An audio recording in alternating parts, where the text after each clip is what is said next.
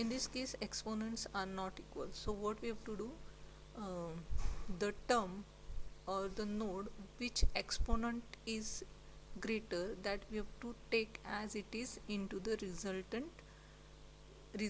polynomial. So exponent of this ptr1 is greater, so we are taking this node as it is into the resultant polynomial. Then move the pointer 1, move pointer 1. Again check the exponent of this pointer 1 is equal to exponent of this pointer 2. Pointer 2 is still pointing to the second node. Is it equal? No. So we are taking this pointer 1 node as it is into the resultant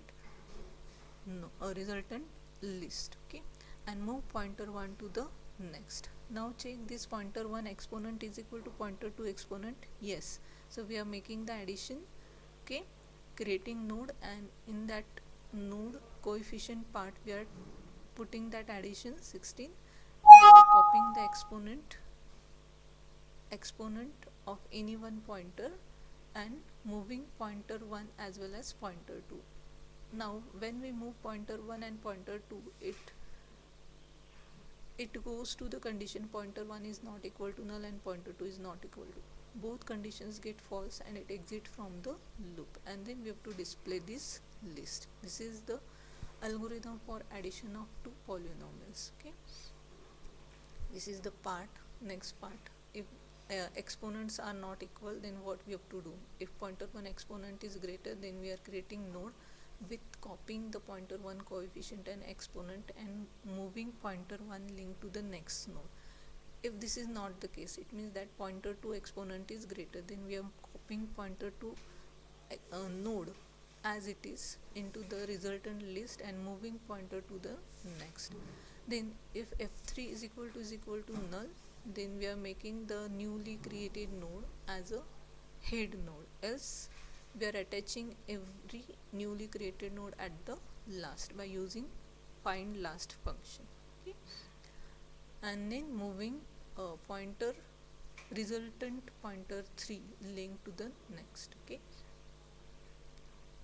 and once we did this, any one of condition in while loop get false, either this or this, it will exit from the loop and check whether pointer while pointer 1 is not equal to null.